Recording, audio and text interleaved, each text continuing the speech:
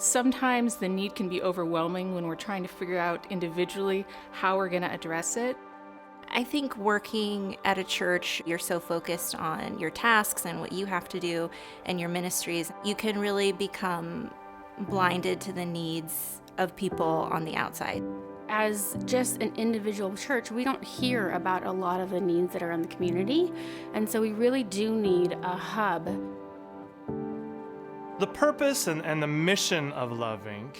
is really about paying attention, listening both to the needs in the community and the heart of the church, and then helping churches connect around those things to actually find ways to serve together and really be weaved together into what God is doing in our community.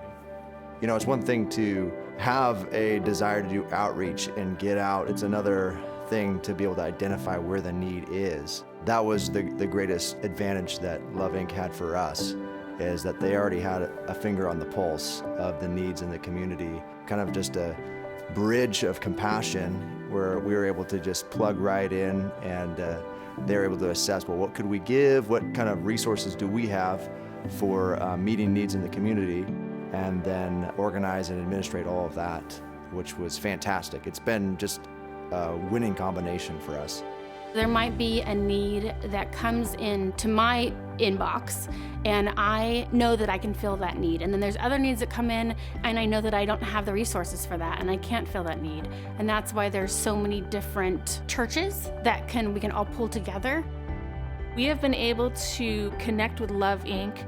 by making phone calls to folks who they need to reach out to, who are maybe isolated or might have some needs right now with everything that's been going on. Hi, I'm calling from Whatcom Love INC, and I just wanted to check in with you and see how you were doing, see if there was anything that you needed, anything that we could do to bless you or pray for you.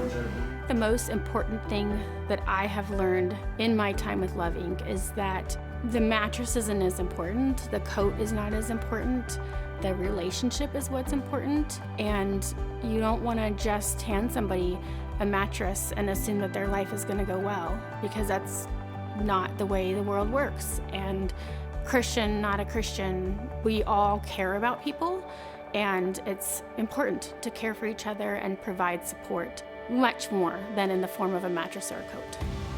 There are the needs that we have that are practical, and then there's the need that every person have that is spiritual. And in that space in between, Love Inc., the name kind of says it all. Love in the name of Christ, when we're able to address the need, but beyond that, address the person. You could get involved with Whatcom Love Inc. right now. We'd love for you to give. You can go online and find ways. We could really use your support. We'd also love to hear from you. You can email or call. We'd love to have a phone conversation.